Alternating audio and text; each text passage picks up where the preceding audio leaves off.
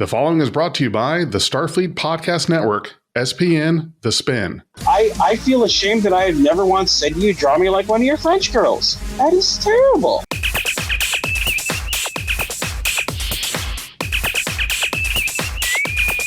Red alert. Hey guys, V-Man, No Budget Productions, and we're doing Critical-not-Cynical. The film we're going to be watching is Voices of the Past.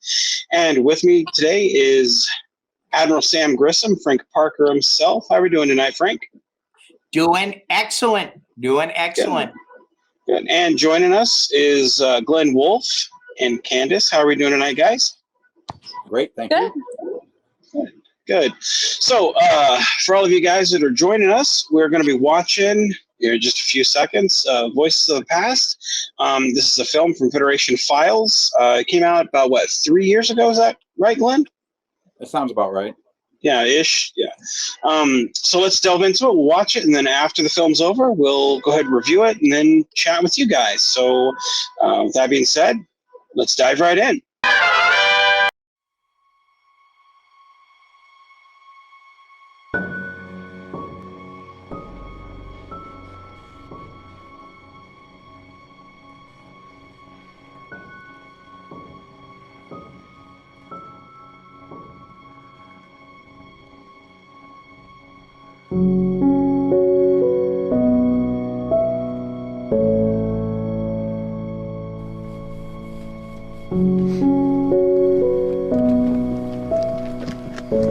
I'm sorry about your grandma.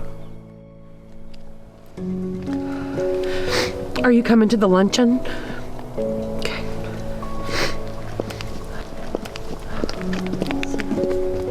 Sorry. Thank you.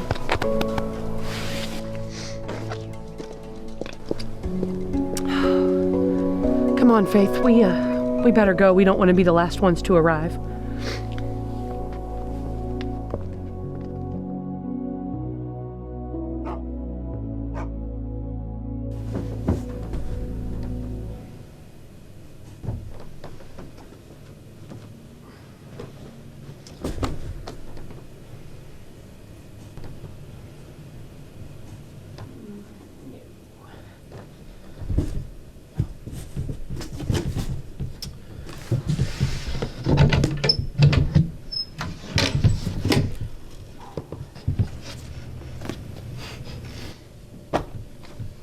What was that?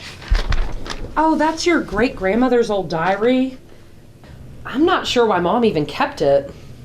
I don't think Goodwill wants that. You're probably right about that. So, what should we do with it? I think I'll keep it.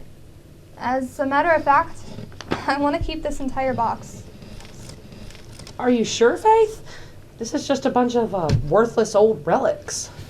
I know, Mom, but you did name me after her, and I barely knew her. Maybe I can get to know her through all this old stuff. Sure, okay, hon. Well, I'm gonna go get a cup of coffee. You want one? I'll take one. Thanks, Mom.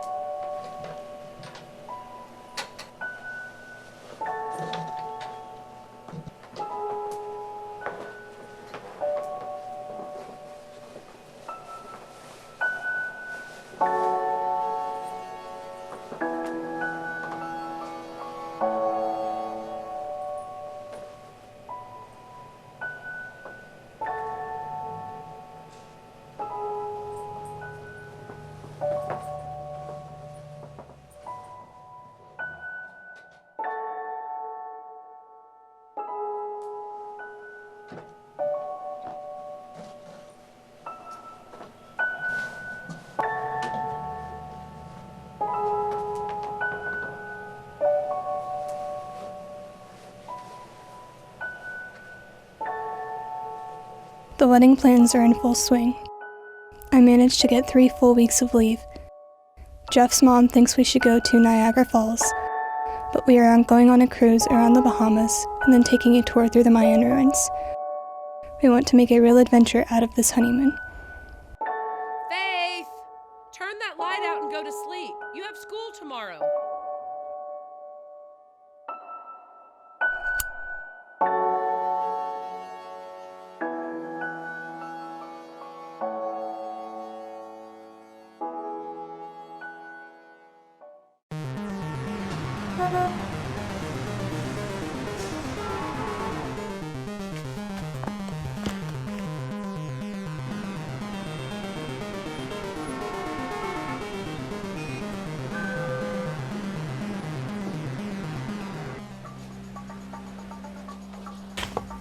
What's that?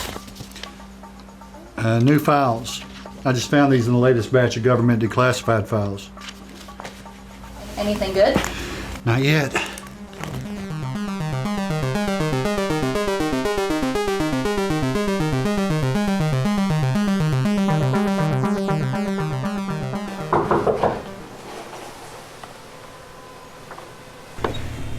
Is this the search for terrestrial alien residents? Yes. I'm Investigator Oakley. This is Investigator Brown. What can we do for you? I'm Faith Goldterman. I feel ridiculous. No need to be nervous. You obviously have something important to talk about. It sounds crazy. I'm sure we've heard crazier. Well, I'm sure you've heard of Roswell. July 1947, Roswell, New Mexico. The site of the most famous UFO crash in North America. Officially denied and covered up by the U.S. government. Yes, we are aware of it. My great-grandmother served in the military. She was stationed at Wright-Patterson and present at Hangar 18 with the aliens. She helped them escape. And how did you come by this information? I recently found her diary.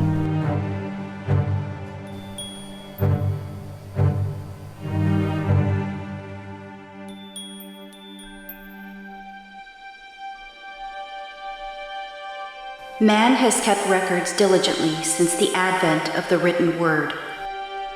His accumulation of knowledge has grown exponentially with each passing decade. As he moved out into space, this knowledge was combined with that of many other races to create the single largest repository of information in the known universe. The repository is known as Memory Alpha. This is where you can access the Federation files.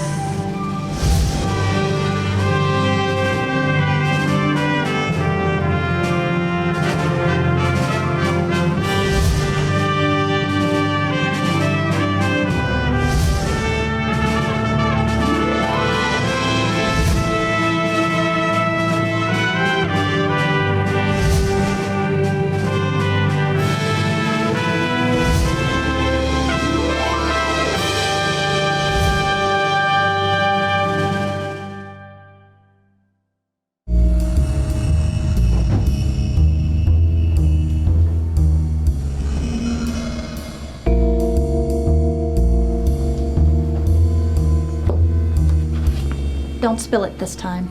Yeah.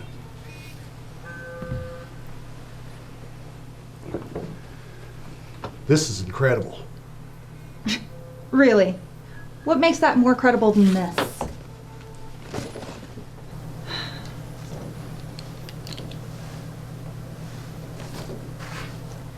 June 2nd, 1937, Biloxi, Mississippi. Strange lights are reported in the sky south of the city.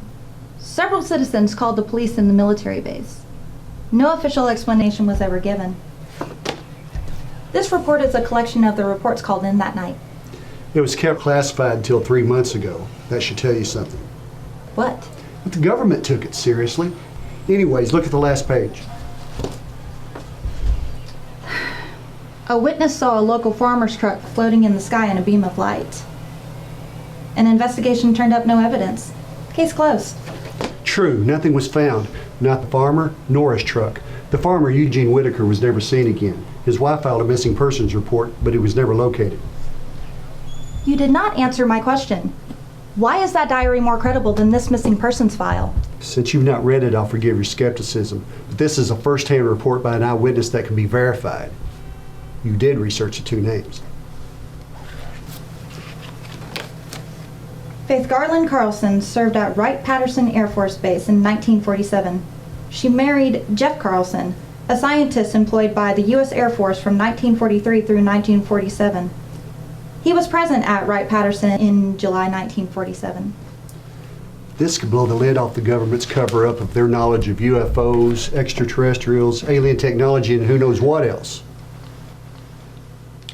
You know how it will go. A soldier with mental issues, either hallucinating, on drugs, or just crazy. One piece of actual physical evidence is all it would take. But all we have here is a diary by some crazy woman and some sketches drawn by the same crazy woman. It's the drawing that's the most credible. And maybe she had some actual evidence. Didn't Miss Golderman say she had a box of her grandmother's stuff? Great-grandmother. And yes, she did. We need to look through that stuff. This does not look anything like a standard gray.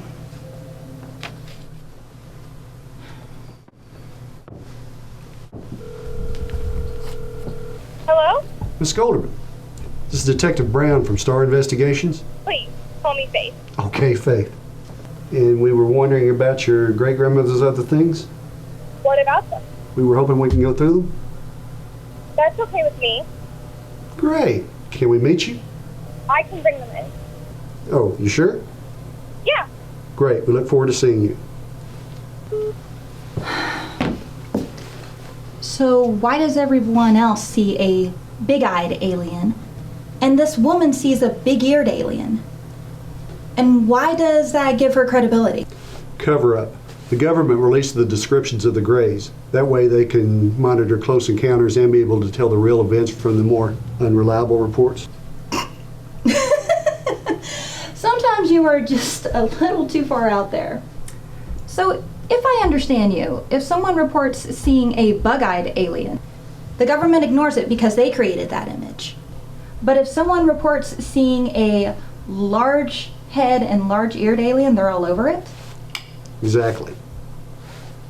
Lunch? You buying? Sure, let's go.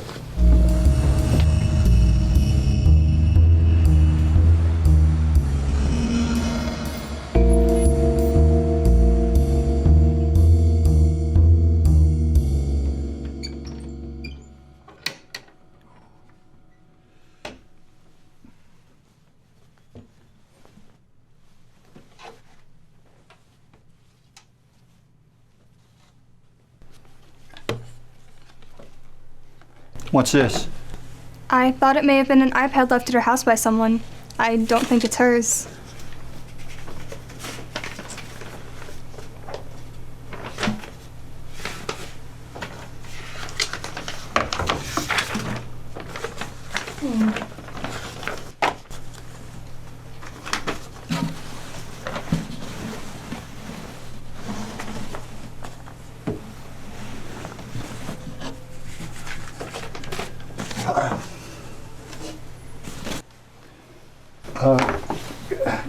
Could I look at this a little closer? I need to verify its manufacture date. Sure, it's of no use to me.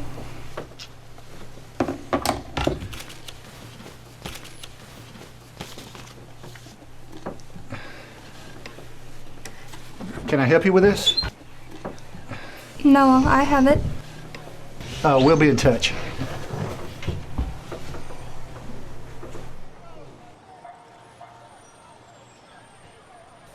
That was a little rude. This symbol, I've seen it before.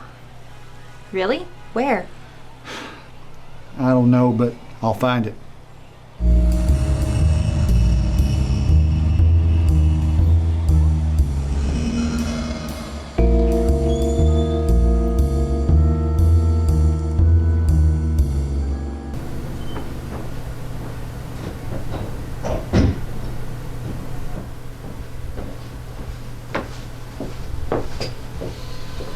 You look like hell. Did you work all night? We were onto something. Really? Yes, that symbol, I knew I'd seen it before. An internet search revealed multiple matches. After I filtered out the corporate logos and other business-related matches, I found this. Check it out.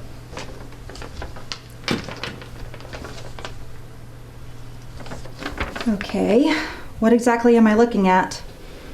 Personal correspondence between Samuel Clemens and Jack London. Notice that several of the letters have the symbol drawn next to the signature.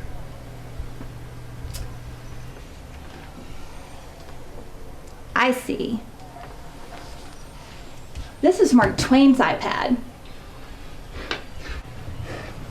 If I thought you were serious, I'd be mad at you right now, but I need you to go to Detroit and run down a lead for me.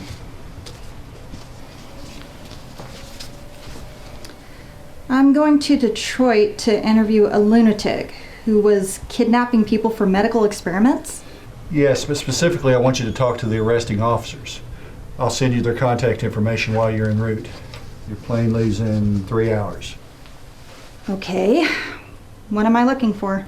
I don't know, but this guy Loomis claims that there were others involved who had laser guns. Got it. And where are you going? New York City Police Archives. Take a shower first.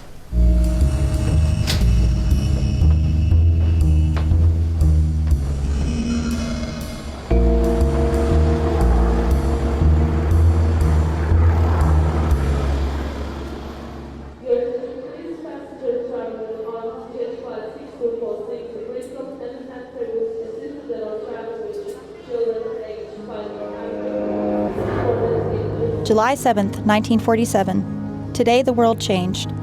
I had never given any thought to life outside of our planet, but today I met 3 living beings that came to Earth in a flying ship. The military had tasked Jeff with establishing communication with the aliens. It seems impossible. Jeff is not a linguist, and the general will not authorize any additional help.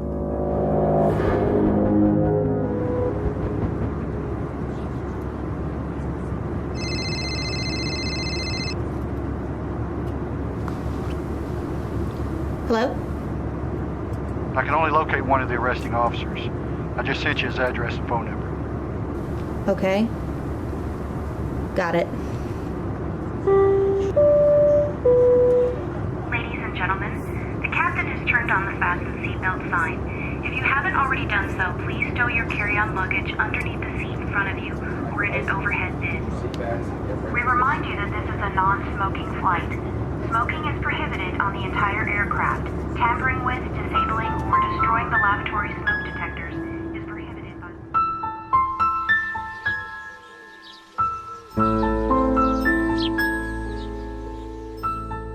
So the 2 people you were helping were cops? As it turns out, no. They must have been MIBs. MIBs. Do you mean Men in Black? Yes, they had to be. You did not mention that they were wearing black. And didn't you say one of them was a woman? Well, yes, one was a woman, maybe an alien hybrid. I see. Men in black that do not wear black, nor were they men, and one was actually an alien. What made you come to that conclusion? The MIB part or the woman? Well, both. They must have been MIBs. They had laser guns and were shooting at some things that looked like lizard men, and the female had a weird complexion, and her eyebrows looked fake. What do you mean, fake? Well, they were kind of straight, but at an incline. Even weirder. Pretty sure her ears were pointed. She tried to hide them under her hair, but when she was shooting at the lizard man, they popped out. Women shake their eyebrows all the time. But tell me about these lizard men. I didn't get a real good look at him, but he was pretty tall, and it looked like he was wearing some kind of armor.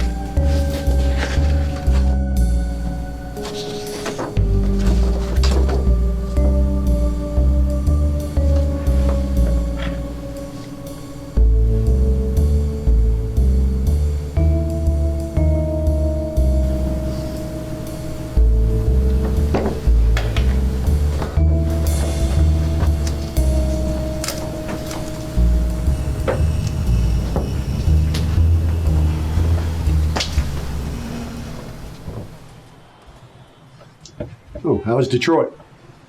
Well, interviewing nutcases is always fun. Sorry, but as you know, most of these leads turn out to be dead ends. Maybe not. Really?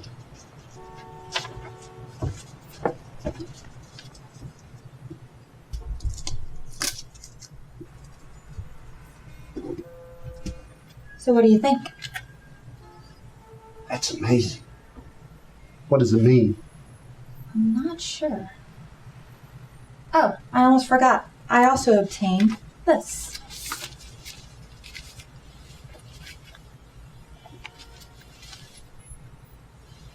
A hair? Supposedly from the female alien in Loomis's car. The crime lab at the time came up with nothing from it. So they just gave it to you? Not exactly. Evidence goes missing all the time. Anyway, with all the DNA records available now, we have a better chance at matching it. Well, that's true. With the general public giving their DNA to every genealogy site imaginable, the government has access to the vast majority of people's DNA, so we definitely should have it tested. I'll drop it off at the lab on my way home. Well, you're not the only one with some new evidence. Look at this. Okay. So where did you get this? It came from the wing camera of an Air Force fighter in 1960. It was one of the recently declassified files. Now, tell me if I'm wrong, but that's a photo of an unidentified object in U.S. airspace. And furthermore, it has identifying markings on it written in English.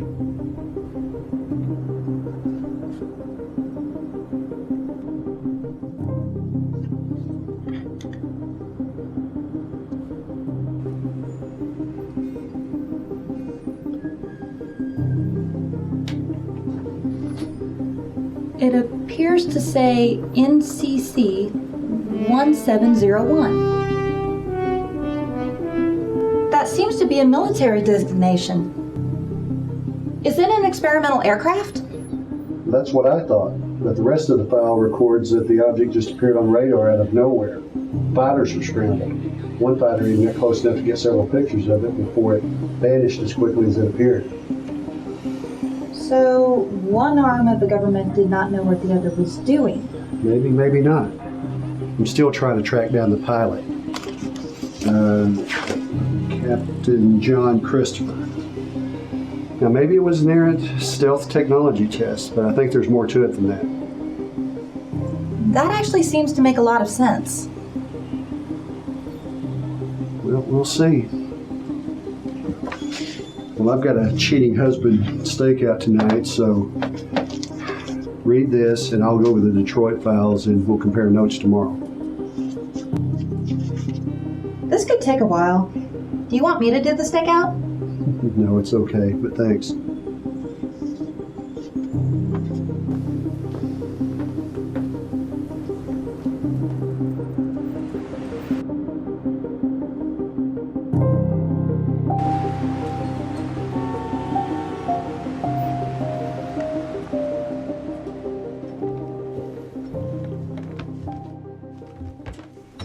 How was the stakeout? Got the goods on the cheating bastard.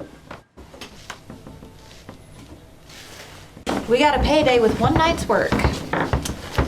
And while you were sleeping in, I found her. I did not know you lost her. Very funny. I mean, I found her on the internet. Really? Maybe. I scanned this in and did the usual searches on the FBI databases. You know, discreetly. And they had something on her? No. But facial recognition scans matched her to a photo in a local newspaper from Carbon Creek, Pennsylvania. That's fantastic. So you have her current address? Not exactly. The article was from 1957.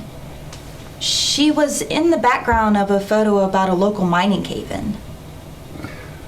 I don't see how this falls into our kind of research. I didn't either. But I started perusing the local newspaper at the time, and I found out that 6 months prior to that photo being taken of her, there was a meteor strike 2 miles outside of town. And? No and. No crater was found.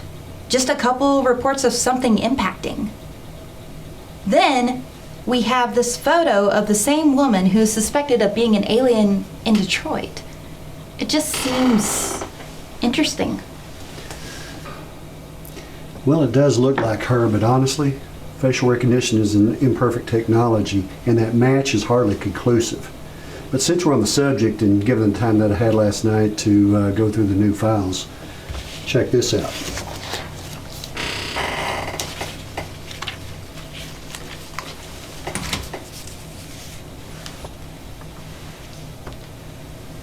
Aren't these the same two from yesterday?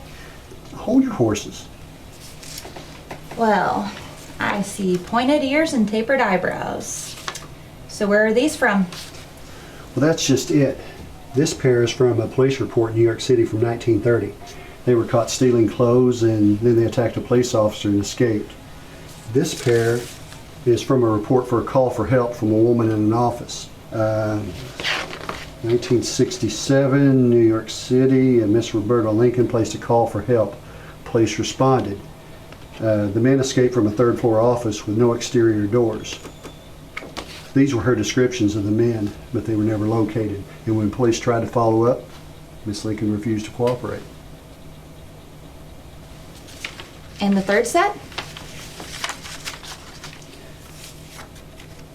Oddly, they're from a report at McKinley Rocket Base on the very same day in 1967. They were arrested for trespassing during a rocket launch. They had several unusual handheld devices, and one of the base security officers said that he saw them disappear into sparkles of light. Even more interesting, a nuclear warhead rocket test went awry the very same day. I'm sure you noticed. In two of these, the men have logos on their shirts, resembling the image on that iPad. Yes, I did. So what does it mean? I don't know. But I'd like to see if we can find this Roberta Lincoln, if she's still alive.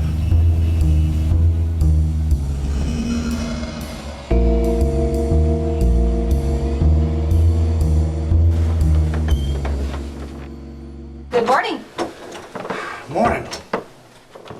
Good news. Here you go. Thank you. All right, let's have it. I found Roberta Lincoln. And she is coming down to talk to us.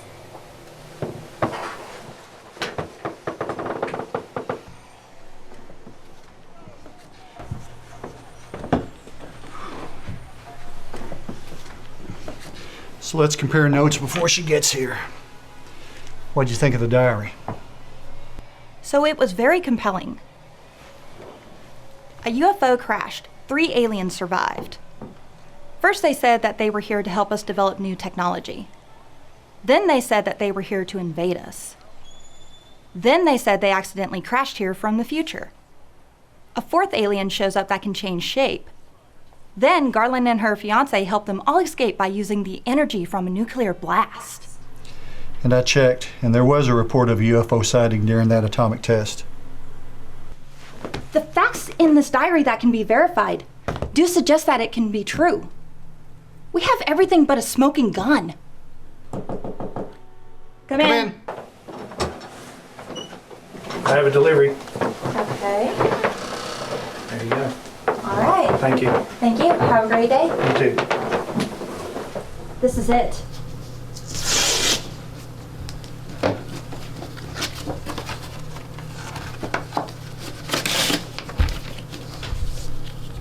Well, They were able to extract the DNA from the sample.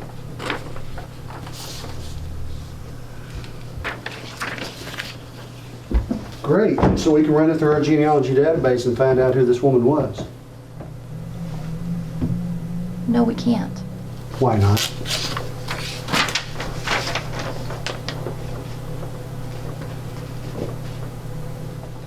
While a complete DNA sample was extracted and evaluated, the results must be considered tainted and not valid. The DNA results indicate that this sample belongs to a creature whose cellular structure is based on copper. I don't think we're going to be finding a copper-based person with DNA filed in on an online database. That's true, but you do realize we now have the smoking gun we were looking for.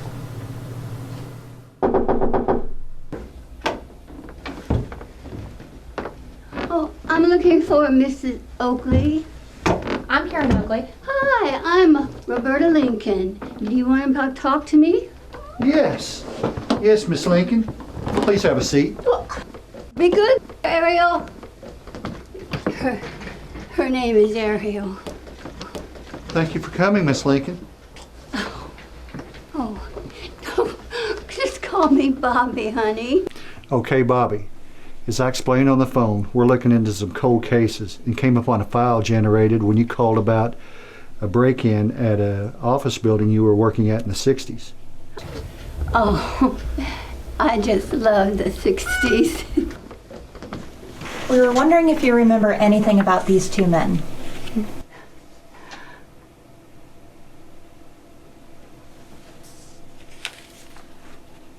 He's a handsome fellow.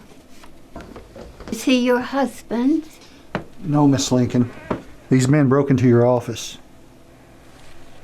I haven't been working for years. Do you mean somebody broke into my house? No, Miss Lincoln. 1968, Manhattan. You were working for an encyclopedia company. Oh, nobody uses encyclopedias anymore. They just go look up things on a computer. No, Miss Lincoln. Do you recognize these men? Is that so? You can talk to your cat? Sure. She said it's time for dinner. I hope she wasn't confessing to making a deposit in my office.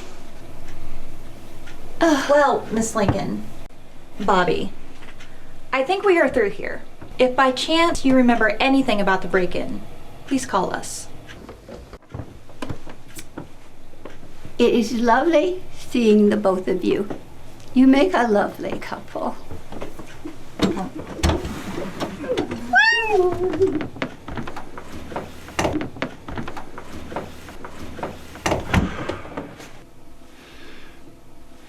Are you sure we should let her walk the streets alone?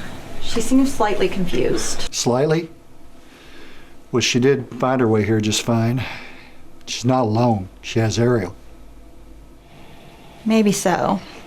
But here in a while, I think I'll give her a call to make sure she made it home. So, they have one diary from 1947, a personal computer from about hundreds of years in the future, and one hair of a Vulcan. That's correct. Well, they do have fragmented police reports on time travel incursion. What would be the danger if they put it all together and discover time travel is possible? And Earth has been visited by beings from the future. Well, the general population has been more receptive to the idea of extraterrestrial life. The knowledge of time travel this early in development for human beings, it could be catastrophic.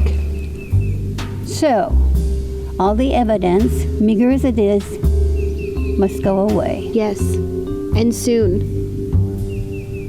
Lincoln, they're intelligent. And I do believe that they're not afraid to share the evidence or their theories openly. Agreed. Tonight, then. Let's go get some food.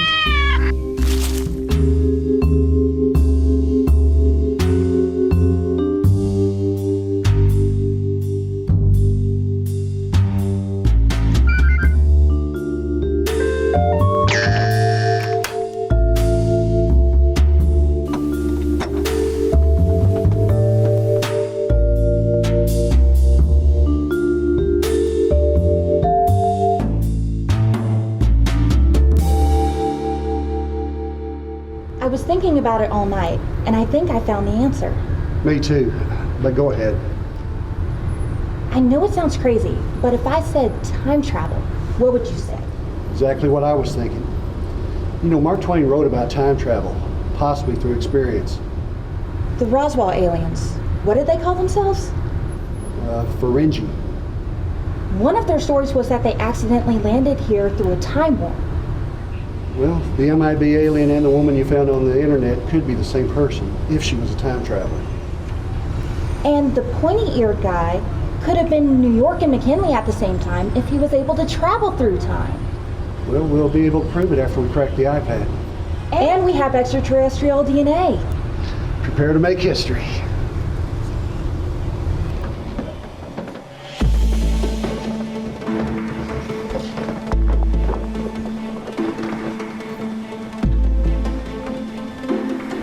I got the iPad. The hair sample is gone too.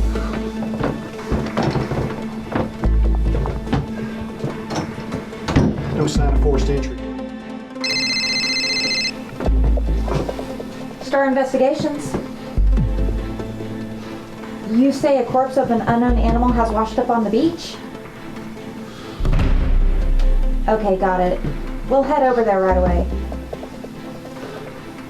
Take a lot of pictures. Just in case the authorities try to remove it before we get there. Okay, thanks. Well, looks like we have two mysteries today. How's that? A sea monster and the break-in. Break-in's no mystery. You know it and I know it. It's the ongoing cover-up by the government. And now we know why. You think the government knows about the time travelers? Of course they do.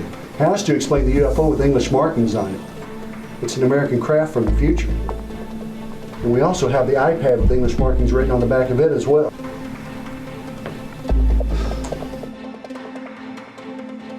Well, you may be right. But let's go get the sea monster before the next cover-up begins.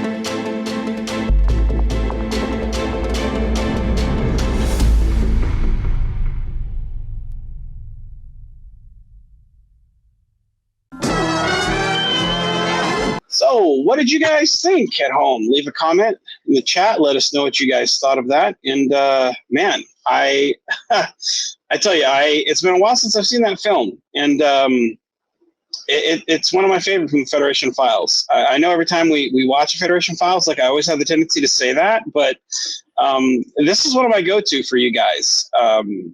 For me personally, I like the X-Files-ish type vibe that you guys kind of delve into, seeing how they get some things right and then something so wrong, but they just interpret that. And I know you did those things on purpose, but dude, this is honestly one of my favorite films from you guys, because you just drop all those Easter eggs for us fans. Frank, what did you think of the film, man?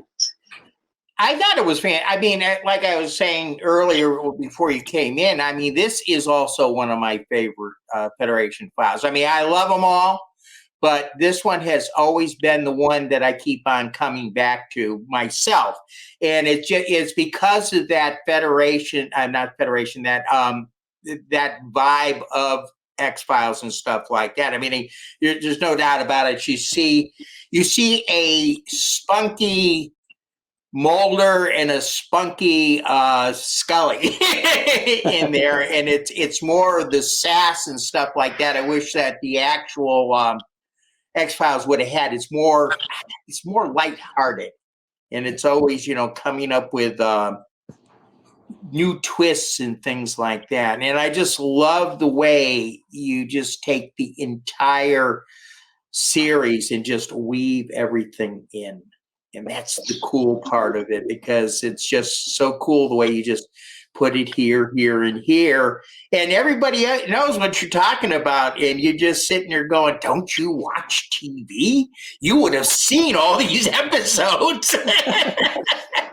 The thing that I really enjoyed, because the first time I watched the film, I almost like it clicked off of it, because I'm like, what the hell? Like, did he send me the right film? You know, and like, 'cause I was like, this isn't even a Star Trek film. What are we doing here? You know? And then when you start dropping those Easter, you see the I think it was the Voyager icon logo. Yeah. And it's like I started screaming like a schoolgirl, like yay, you know. And then you start dropping those Easter eggs, you know, and you keep doing that throughout the episode, and it's you take your time telling the story, and I think that's something that most people, fan film wise, like they beat you over the head with all these things, but you don't do that. You're very slow in how you tell your story, and you get to know the characters, and you're on the journey with them, and that's. It would have been so easy just to been like, hey, we're in 20th century, and here's this, and here's this, and here's this, and it's so much just reading exposition. But you didn't do that. You had them actually delving into the things. Like, one of the things that I thought the first time I read the story or watched the film, I actually thought you were having the main character, the lady, when she was talking to the guy, the police guy, the guy in jail, talking about the escape person, the people with the laser guns. I actually thought you were talking about the people from Time's Arrow, and I was like, in my head, I was thinking, aren't they going to be like 112 years old? Like, I mean, that's yeah. And I almost forgot about that episode of Carbon Creek. And then when she brings up that picture of DePaul, I was like, you got me. Like, I forgot about that. And so that's the things that I love that you did in this episode is, and then you connected that, you put the picture right next to Spock, which was a wonderful picture drawing of, is it Jen's, the German Spock? Paul Forrest. Okay. Forgive me. I thought it was the German Spock. But like I recognized it from Facebook. The guy. Yeah. But I loved those things, because even as a fan film guy or cosplay guy, it's like, oh man, I recognize that dude. Yeah. But I loved those little things, because it's like it was an Easter egg of, and it's like that's why I love Federation File stuff, because it's like you do those things where it's like, if you know, but you don't have to know to enjoy what you're given. And I enjoyed that. Now, Candace, you played the niece of in the film. Great. Forgive. Yeah. Okay. I'm bad with names, and I'm bad with record. I'm an idiot. So forgive me. I get things. What was it like starring in, or having such an important part played in the film and working with Wolf? Because I've worked with Wolf, and I refuse to do it again. He's just, Well, that was my first big project with him. I honestly had quite a bit of fun with it. It was such a learning experience and getting to know everyone. They were so helpful with everything, because I had never done anything like that before. I was used to stage theater. So working with them was such a great experience, and he's kind of been stuck with me since. He's tried to get rid of me. It didn't happen. And that's what we like about you and others that we can't get rid of, because if it's not for you, we don't get to do the films. It's very hard, but it's great to see that you're here. So what got you interested in this? I mean, how did you find out about this? Did you know Wolf? Did he just walk up and down the streets with nylons and chocolate and stuff like that? It wouldn't surprise me if he had. My mom actually found him on Facebook and had read it off to me and thought it was something cool, so we reached out. I did an extra in one of his films before that, and then he asked me about doing Faith, and I was like, absolutely. See, on a side note, nylons and chocolate is how I envision Wolf every time I think of him. So that's that's how I got involved with him. So that's. So you've been involved with maybe the chocolate, but nylons are tucked away there. That's yeah. So you've been involved. You've done other projects with Wolf. What other films have you done with them? Because this was the first time that I've recognized. Like I've just seen so many films. They all kind of blur together, and I kind of space a lot of things off. What other films have you done with Wolf, if you don't mind me asking, or Federation Files per se? So we did kind of do a spin-off sequel. It's Masked, where I played Gina, and That's then right. we did one. It was just a regular Star Trek one. It was Magnum Rock that he helped me to learn how to direct on that one, so I got to be on the other side of the camera. So what do you like being on? Preferably behind, honestly. It's funny because Jason, my partner, and I in this area, I mean, Vance is my partner too, but my on-the-spot partner, we were talking about it the other day, and we said, it's so much easier. You can get a lot more done if you're behind the camera, and you can get the shots, because we had him running.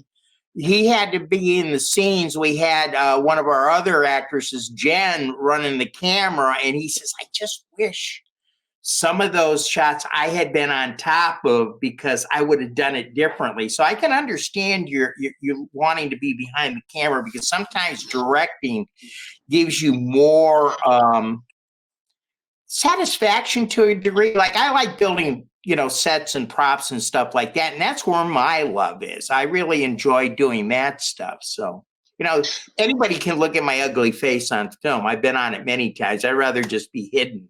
So, well, it's one of those things where once you do acting or theater or something, like you kind of know, like if you're good at taking direction, you can give direction, because you've been on the receiving end of it, and there's a lot of satisfaction in knowing like what you want to get in a performance from somebody, and helping someone else build their resume and get a good performance out of somebody. There's something a lot more rewarding than giving a good performance, because you're like, I've kind of been there, done that. But helping other people kind of step up, there's a lot of satisfaction there.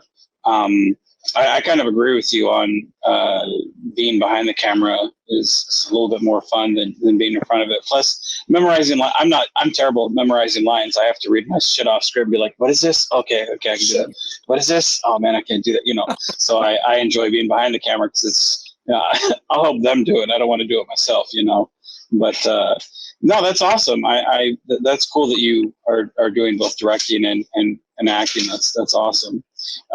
So the sequel, what was it like working on that, and kind of coming back to this world? Well, he didn't want me to look the same, so I had to dye my hair blonde for 6 months. That was fun. And then I got to go rappelling down a cave, being anchored by his waist. That was great. I flew into the side and bruised my ribs. Many fond memories.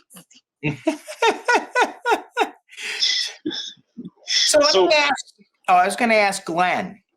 Go ahead. Where did you get the idea for this one? Wow, that's a multi-layered question. Well, for the first, my first thought on this is, as I've told you in the past, I'm a big X-Files fan, so I've always wanted to try to figure out how I could do Star Trek and X-Files, kind of like when I did my Star Wars, Star Trek crossover. I wanted something that made sense. So obviously I couldn't bring Mulder and Scully into the future and get on the Enterprise. I guess you could. I don't think anybody would really want to buy that. We could have went back in time and ran into Mulder and Scully, but I thought that was too easy as well. And then I started thinking about, okay, how do I, and actually I got this from Vance, and he doesn't even know it. I've had many people, contact me over the years saying, we love Federation Files, or we love fan films. I'd love to do one, but, I don't have money for sets. I don't have money for uniforms. So I'm kicking around, how do I show people you can do this with no money? And of course, Vance came to mind, of course. And then I'm like, okay, what I'm going to do what I call my Vance version of Star Trek. And this is, I'm going to make a Star Trek episode with no sets, no money, we're going to be set in today, and we're going to somehow make this work. So I was thinking about, how do we get Star Trek into the present day? Well, they did a lot of time travel episodes. So I'm like, okay, how do I tie those together?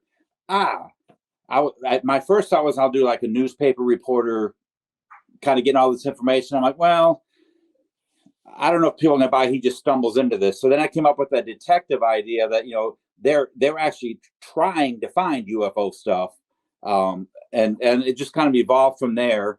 And I have to say that for people who don't follow the series that much, most of my actors on this one, this was their first big role with me, and none of them are Star Trek fans. So nobody knows anything, which really kind of worked out great because, for one, the actors didn't backtalk me too much, except for Candace. And I say that with all the love in the world. She knows my script better than I do. So when I'm out there directing, she tells me if I miss something. So it was great working with her because she knew her lines. She knew everybody else's lines, especially if she was in the scene, she knew everyone's lines and what they were supposed to be doing. So as you know, Candace, would you like to move to North Carolina? So anyway, the idea was, how do I do Star Trek on no budget, and make it believable? And then I just kind of, I went back and watched every time travel episode that they had and took notes and see what could tie together. And I've had some comments in the past about, why didn't I tie in the movie with the whales? Well, my easy answer to that is, well, they didn't leave any evidence for these guys to find. And I wasn't going to manufacture evidence because we try to stick to canon. So this totally sticks to canon. It just happens to be in, 2000, whatever. And just so this was our first COVID movie, by the way, too. So we shot this during the big outbreak of COVID. I could tell. Very careful with, who was interacting with who. And, we had hand sanitizer all over, and we had masks available for people who wanted them. And we didn't have a lot of people together at one time either. So, that kept the exposure to a minimum. To the biggest crowd we had was the funeral. I could tell where you had where you guys have the bridge. Correct me if I'm wrong, but it looks like that's Dan's studio, like where you're on the bridge where the two windows are. I mean, all right, you guys. It looked like you guys put a little section where the bridge is, and then like where the main office is. You just looked like you built like a office in Dan's office. Yeah, that's Dan's office. Yeah, I was going to say, it looked like that's where you guys kind of just redressed that one part, like maybe blocked it off there and then put the desk at, like that's, I was looking at those windows and I was like, I know those windows. I've stared at that long enough. So I thought. The windows in the office is actually the doorway to Dan's office. Oh, okay. But yeah, it's amazing what you guys can do with just what you have around. I thought it was really creative, really, really creative. I don't think anybody would have looked at it as a set or anything. I think it looks like realistically like some type of office that you would actually have, and the way that you integrated it with the building that it's on there and the door and everything else. It just looks so natural, and there was a good flow to it. So now I saw in the airport scene. Like I saw you in there, of course, because of course the Where's Waldo of fan films. You appear everywhere, and it's kind of like, oh right, I earned my Snicker bar for the day, So, but then I saw Wanda. Is it Wanda? Yes, I saw Wanda. She was in front of you, and I was like, I know her too. It's always wonderful to see the reoccurring people in the Federation files, playing different parts and doing different stuff. It's interesting to hear you talk about the Star Trek 4 part and how it just didn't arrive organically for your story. Because I felt you crammed a lot of time travel elements in a cohesive story. It flowed organically, I thought. Because again, like I said, I forgot about Carbon Creek when you guys put that in there. I love the story. I thought it was wonderfully done. The airport. Did you guys? I think when we talked about this last time, but I forgot. You guys actually shot there for like an hour, or so, like, or requested to shoot there for like when they were closed or while they were closing or something to that effect. Am I correct? But they actually weren't closing. That's the local airport in Harrison. And what's real funny about it was, they only have a flight or two a day coming out of there. So we thought we had a nice window to shoot in, but not so much. The airport attendee, or whatever you call the person who runs the desk, that's our makeup girl, Michelle Reynolds. And then everybody in line was an actor. But if you're watching, when they're watching us in line, you see a girl come in. I shouldn't call them girls. I know they're women. A woman comes in carrying a suitcase and stuff and looks flabbergasted at the line. That was a real person coming in. She was way early for her flight, and she walks in and she's like, "What's going on here?" This is, because the flights that go out of there are like a 6-person plane, and there's like 10 people in line. She's probably thinking, "I'm not getting on this flight." So we had to go get it. We had to go sign and release and stuff, and and told her what we were doing. But that was a real reaction of, "Oh my God, I'm standing in this line." But yeah, that was fun there. But that was a real airport in Harrison. Do we even call it a terminal, Candace? It's more like a desk, right? So, they go to Memphis and Dallas, and that's it, back and forth all day. Yeah, but there's no, like, you have to walk out onto the tarmac and walk up a ladder to get in the plane. It's that kind of an airport. I love those airports. Yeah, I love that type of airport. They have TSA there too, right? Don't they have TSA there? They have TSA there too, right? No. Oh, no. I could have went anywhere. Okay. So all right. So you're Peter. All right. Yeah. No. The reason I was thinking that is years ago I worked for a company, and we were up in the Chicago area, and we were coming back, and the feeder aircraft that I was taking to go back to O'Hara was like one of those little small ones where everybody closed down for lunch. TSA was there. It might have been because they came in, they joked with us and everything else, walked out to the tarmac. And as we got into the 6-seater aircraft, I turned around, there was a Cessna 310 behind us. I'm going, yep, this is really a small airport. Oh, funny. So Candace, I have a question for you. Wolf had said most of the people on the film was not a Star Trek fan. Were you a Star Trek fan? No. Okay. I'm a Star Trek fan now. No. Yeah. Are you one now? Yeah. So. Oh, you're killing me! Oh man! No, they're gonna start negative. They're gonna start negative commenting this podcast now. It's okay. We still love you, Candace. It's okay. We can blame it on Glenn. He told me not to. He was worried I'd try to act like those people. Oh, got it. Everything's always my fault. That's the way Do that you goes. even like science fiction? I'm sorry? Do you even like science fiction? I'm just curious. Oh.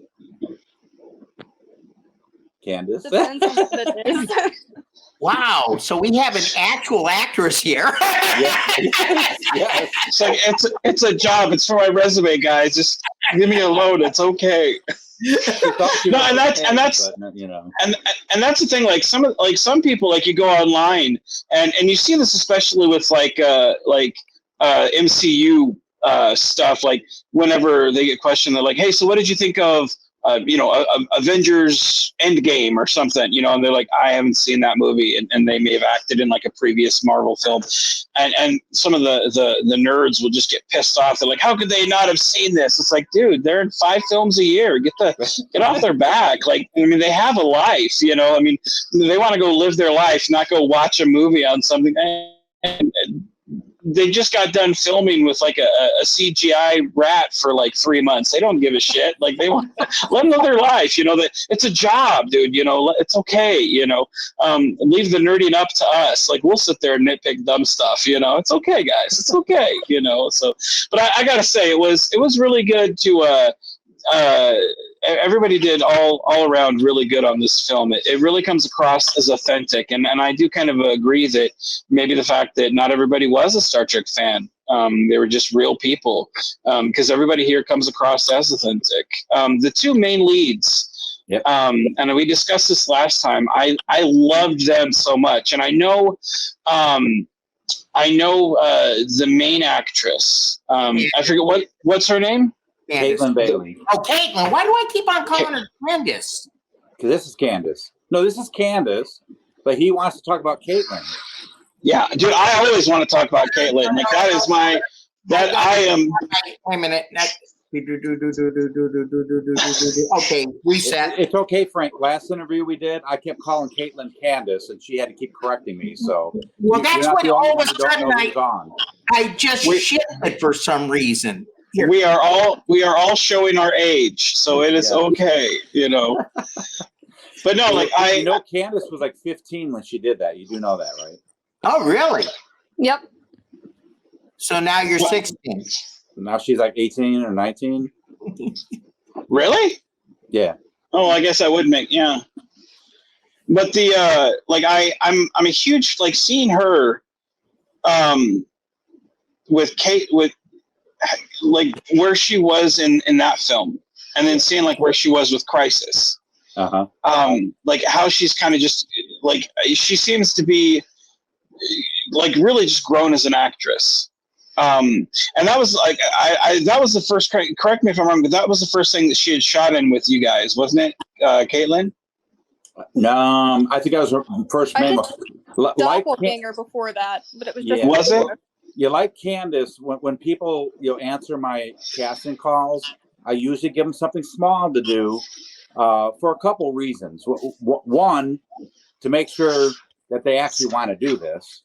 Mm-hmm. So you don't want to have someone answer a casting call, you give them a main role and find out they only want to be there 20 minutes, and now what do you do? Right. Candace has been a background actress in several other films she didn't mention. I mean, she was in Mud's Mission. Do you remember seeing her in there? She's the girl in the bar in the white dress and blue hair that hits on the press. Yeah. I'm gonna have to go back. Okay. Yeah. Okay. Yeah, I'll have to go back and rewatch that. Okay. She was in she likes being in the bar. When she was 15, she was in the bar for Doppelganger. But she does a lot for me, and that's why I gave her a chance. She got to direct me in Escape from Magna-Roma. So, and while we're talking about the other leads of the show we're talking about, Buddy, look up Buddy on IMDb. He's a professional actor now. He's got work on Netflix, and he was working on some Western series. Oh, really? Yeah, Buddy. I like Buddy's acting. So are you doing anything now, Candace, besides the Federation Files? Project-wise, not at the moment. That he'll message me 3 days before and say, "Hey, can you do this?" Okay. She likes the limelight. Oh, sure. So, which out of the Federation File films that you've worked on, which one are you the most proud of? Did you enjoy the most? I'm gonna disappoint you, but it was definitely Mask. Mask. I love Mask, and that's our least Star Trek one. That's probably why she likes it the most. Oh, sure. Yeah. No, Mask was actually good. Hey, I do have a question for you on the fact that you left that Easter egg on the floor at the very end. Were you planning to do another sequel with that picture? There's supposed to be a third one. Well, I guess I should ask you this: that Easter egg right there. Do you know what it is? It was familiar, and I was trying to remember what it was, and I couldn't really pin it down. That's the ship called Quark's Treasure. Oh. So it really not necessarily a bringing something next, because that really had everything to do, that whole episode, the Little Green Men episode. Now, if you really want to dig into Easter eggs, most people haven't noticed this, but when they're going through the box that Candace brought in, her mother's, relics. Everything they pulled out of that box had something to do with the Little Green Men episode. So if you go back and watch, there's a clipboard that's kind of looks like butcher block. That was hanging on the wall when they had him captured back in 1947. Okay. They pulled out a burlap bag. That's the bag that went over Quark's head when they were taking him over. So everything that they pulled out of that box was from that episode. So when you were talking about me throwing Easter eggs in, everything in that film was an Easter egg if you really thought about it. So the only thing I didn't have in there from Little Green Men was Quark's ship. So at the end, we show the photograph fell out of the newspaper, and that was someone had taken a picture of the crashed ship from 1947. Now that's what I was wondering if it was, because I don't recall seeing that before. Yeah. All right. So that's what that was about. And you're talking about how great the acting was in this one. The girl who played Isis, her name's Olivia Disney. Mm-hmm. Do you guys recognize her from anywhere? We had a discussion about this, I think, down at after that, Dan made her reel, and she got picked up by Hallmark. She did like 6 or 8 movies for Hallmark. That's what it was. Yeah, I heard that. she was on. Yeah, she was on Hallmark. Yeah, so. Yeah, so we had a good cast. So one thing I wanted to know, when the art, because I love seeing. I'm a huge fan of just staring at people's drawings and pictures. Who did the art for, and how did you go about getting it done? You did the art? I did the art. You draw? My goal in life was to be a graphic artist. My parents poo-pooed that idea, so I joined the military. Dude, I did not know that. That is awesome. Dude, you are phenomenal. Like, I used to draw back in high school, and I stopped to go pursue, my friend's band and draw, and then, gave that up just because, reality kicks in. I've had work in an art museum in Illinois. Yeah. I did not know that. That is wild. No, that's like another life.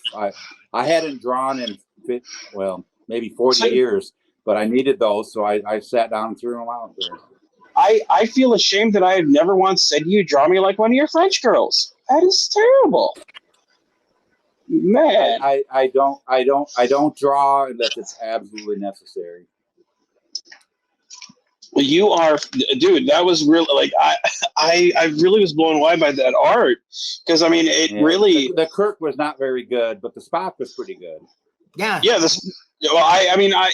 thing about it was like when I was looking at the Kirk, yes, it wasn't William Shatner or whoever, but again, you have to look at it in the context of what they were drawing. They were drawing an interpretation of someone's description, and so it's not going to be a police artist drawing. Yeah.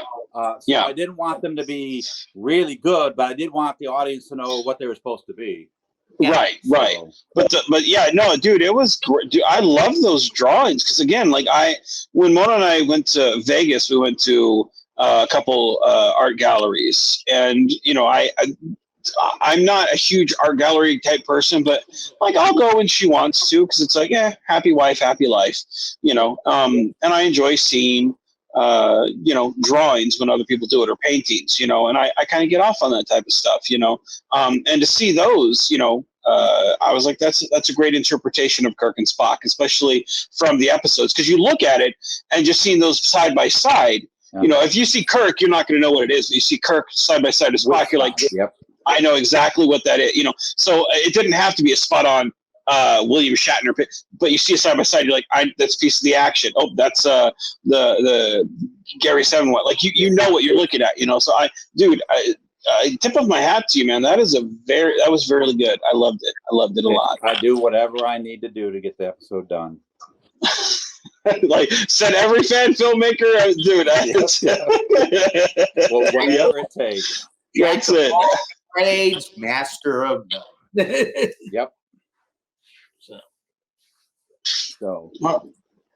Well, I think we're about good. I have to go to my meeting here in about 10 minutes, so I think we're going to cut this a little short tonight. So, with that being said, I know here probably next month we're probably going to do another Federation Files film. If you are happy to come back, Wolf. Definitely. Okay, awesome. And Candace, if it's in a film that you're in, we'd love to have you back. If you are willing to come back, we'd love to have you on. Yeah. So maybe we'll do Mask. I'm up for that if Candace wants to do it. Yeah. Awesome. Then we had a lot of fun with Mask too. Let me tell you, if we do Mask, you got to ask about the alien at the end because just getting that shot was impossible. Fair enough. Well, then let's do this. Let's do that next month. Let's do that next month when we do, you guys, and we'll have you both back. So, sound like a plan? Sounds good. I'll just have to figure sure. out work, so I'll need a few more days' notice, Glenn. Well, just to be fair, I declined doing this because I'm in Chicago, supposed to be going to a wedding, and he asked me a while ago, and I said, no, I can't do it. And then he asked me again 3 days ago, and I'm like, well, I think I can squeeze it in. So let me see if I can get someone to come on with me. But I'll give you. I'll plan it tonight. I'll send it by morning. You guys will have a month's notice, so we'll make it work. So, and I'll give you guys plenty of notice. So, all right. So you guys in the audience heard it. Next month we're doing masks, and all right. With that being said, Wolf, Candace, thank you guys for joining us. Frank, it's always a pleasure to see you, my friend, and everybody in the audience. Thank you for joining us. With that being said, be genuine, be safe, and keep on geeking on, guys. If you enjoyed this podcast, you can support us at patreon.com/BeyondTrek. We are Beyond Trek Podcast. Lower your inhibitions and surrender your years. We will add inspirational and hilarious Trek content to your day. Your attention will adapt to subscribe to us. Resistance is futile.